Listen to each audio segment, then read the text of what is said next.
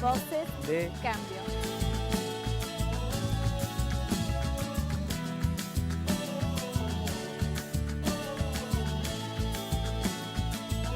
Voces de Cambio. Voces de Cambio.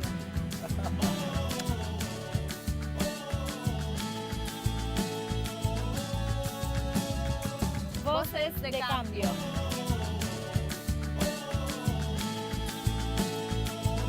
Voces de Cambio.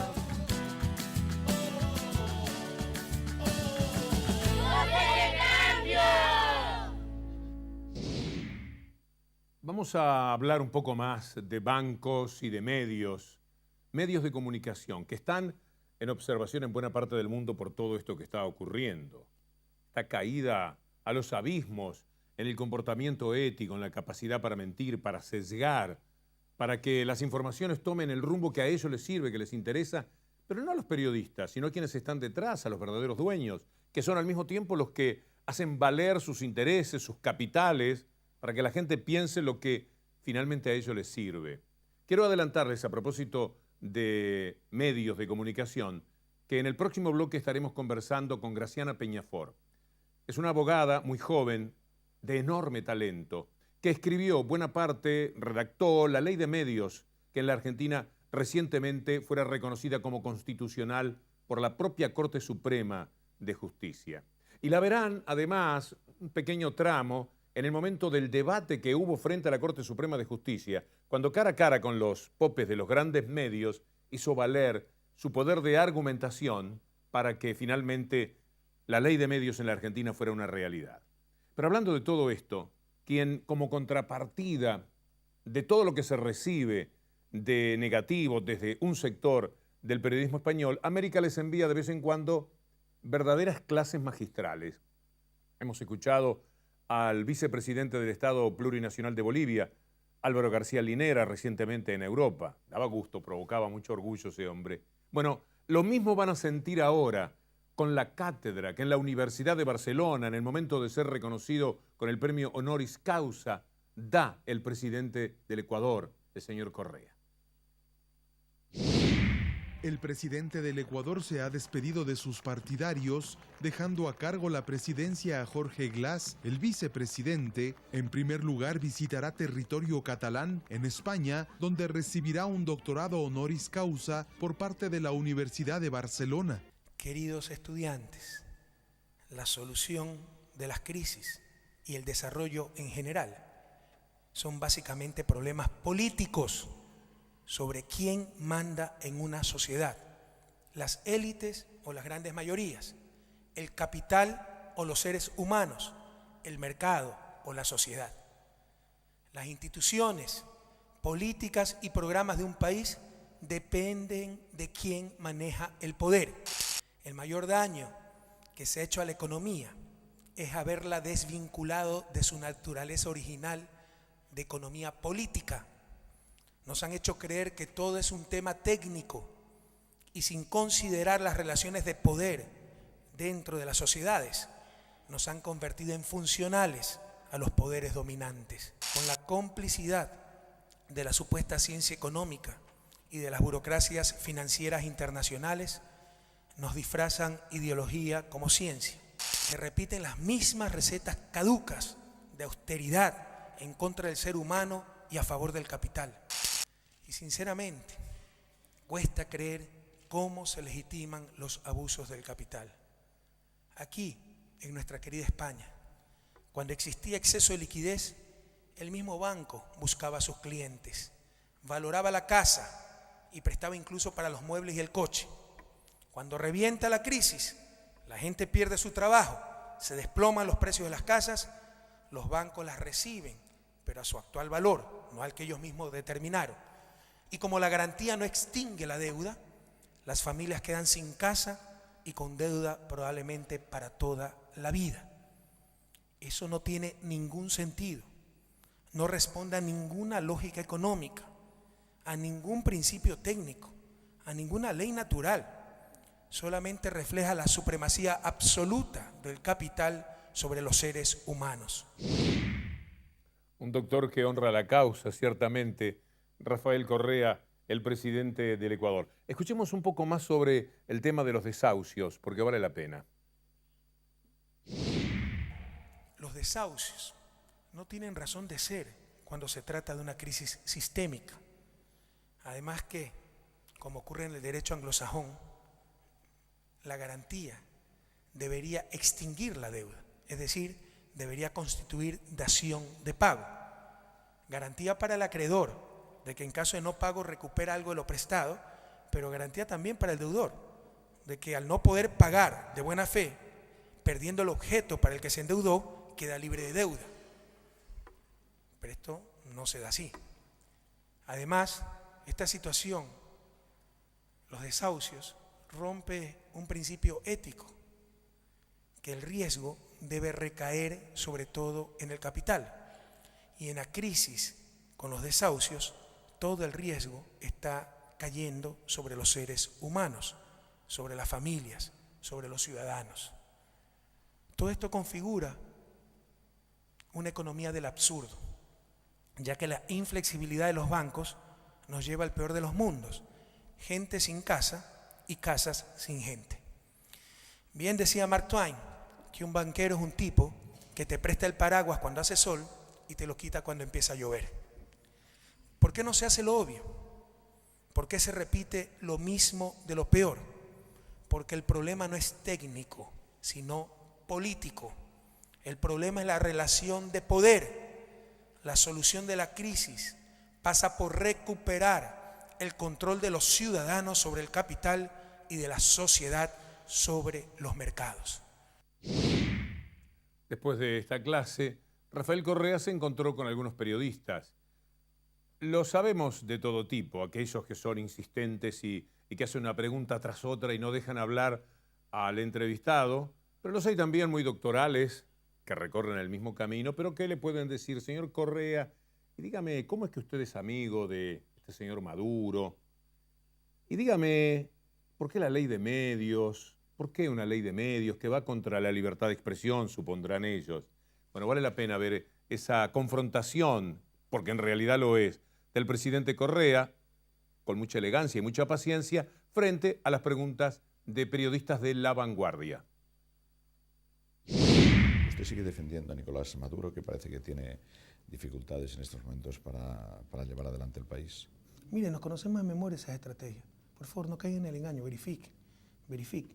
Pero hay gente violenta que fue a generar incidentes, esa es la estrategia: generar incidentes, hasta que reaccione, alguien pierde el control. Ahí está, gobierno represor.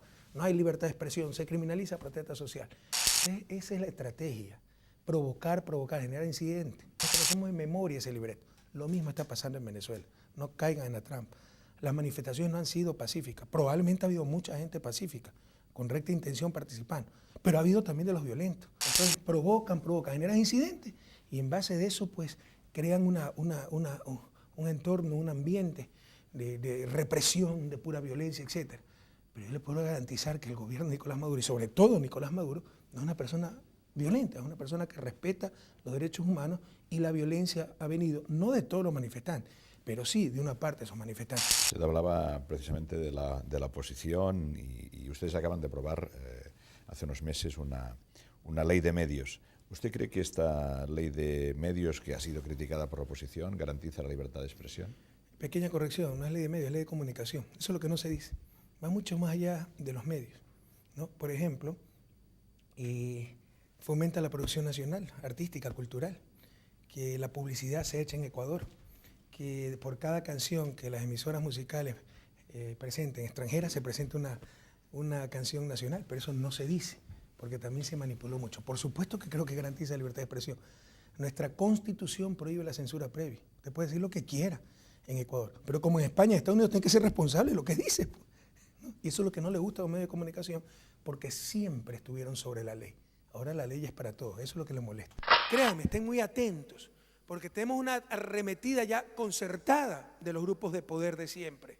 El poder mediático, que nadie se engañe, no se confunda con la libertad de expresión, todos defendemos la libertad de expresión. Estos son los brazos ejecutores de las élites que siempre nos han dominado. ¿O qué pobre tiene un medio de comunicación?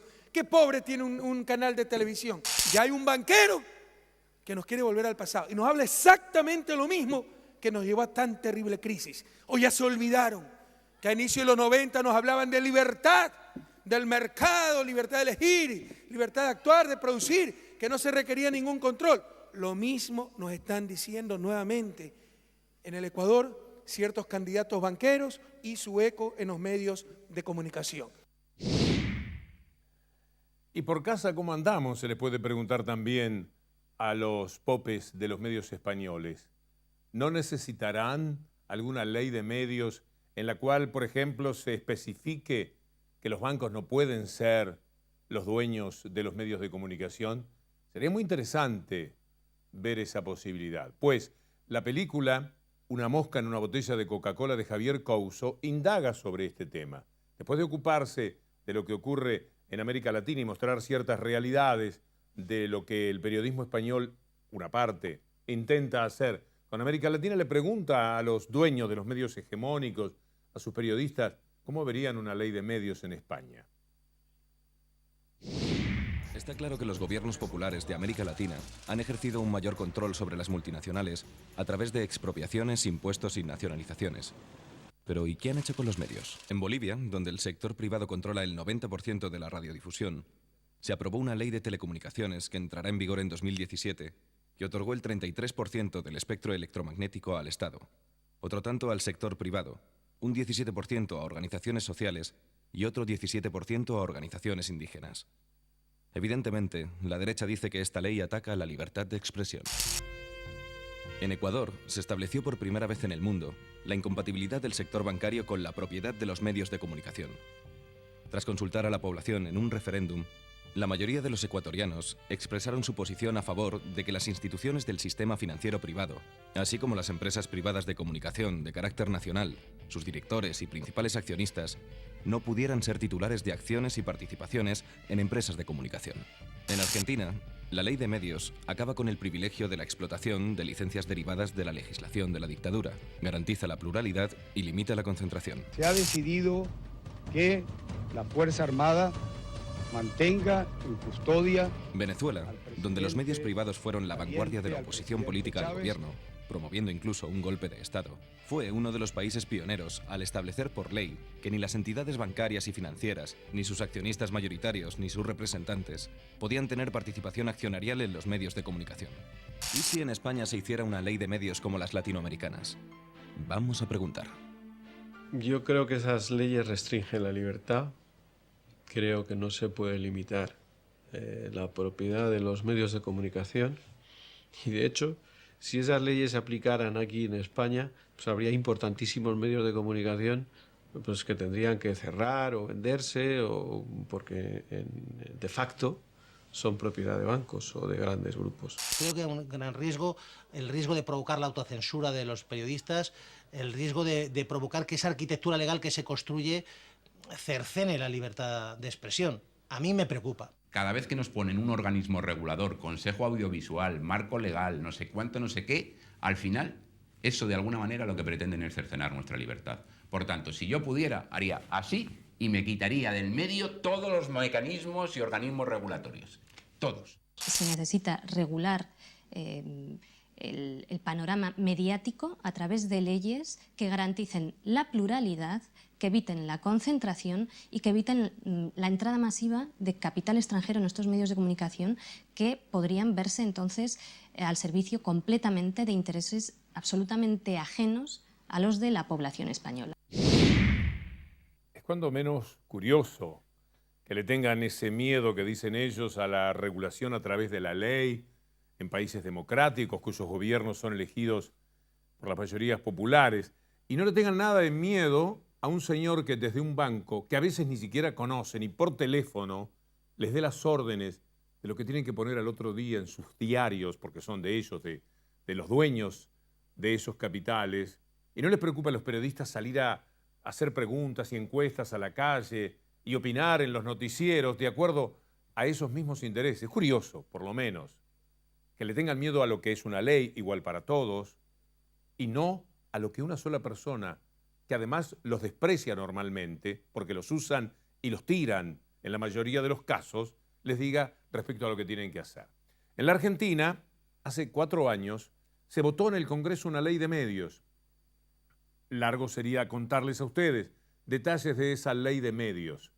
4 años demoró en poderse aplicar, porque esos grupos de poder lo tienen tanto que les sobra, que cuentan con jueces, con medidas cautelares, con todo lo que impedía que se pudiese concretar la ley. Entonces hubo que llegar hasta la propia Corte Suprema de Justicia. La Corte organizó una audiencia pública. De la misma participaban abogados, representantes del poder, de los medios, que verán ustedes el desdoroso papel que hacían, porque es muy difícil, aunque se sea un buen abogado, hablar sin tener la mínima razón.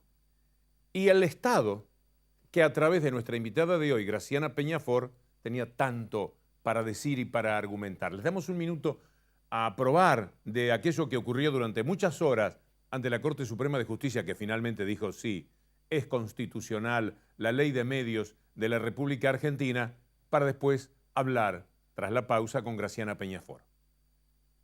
Si la libertad de expresión requiere un volumen económico como el del Grupo Clarín, ¿qué ocurre con los demás grupos que no tienen esa entidad? ¿No tendrían libertad de expresión o deberían ser subsidiados para equipararlos al Grupo Clarín? ¿Cómo se explica que otros medios de comunicación hayan presentado sus planes de adecuación sin invocar este agravio? A ver, nosotros invocamos la constitucionalidad al caso concreto. La situación de otros medios de comunicación requerirán de su estudio particular. La sustentabilidad del Grupo Clarín se ve afectada por la estructura que tiene en función de los mercados que se desempeña. No, la pregunta se refiere no a la situación de otros grupos en concreto, sino al argumento en el cual basa su posición. Creo que es clara, usted dice es necesaria determinada sustentabilidad para tener libertad de expresión. Lo que no tienen ese volumen, ¿qué pasa? Es lo que dice la pregunta. Como argumento, ¿no? El caso... Una licencia de servicios de comunicación audiovisual se enmarca en una actividad de interés público y que por lo tanto no es asimilable a la propiedad, digamos, de una fábrica de galletitas. Como se trata de una actividad de interés público, tiene expresas regulaciones y la Administración tiene en pos del interés común, es decir, no discrecionalmente, pero sí en pos del interés común, determinadas facultades.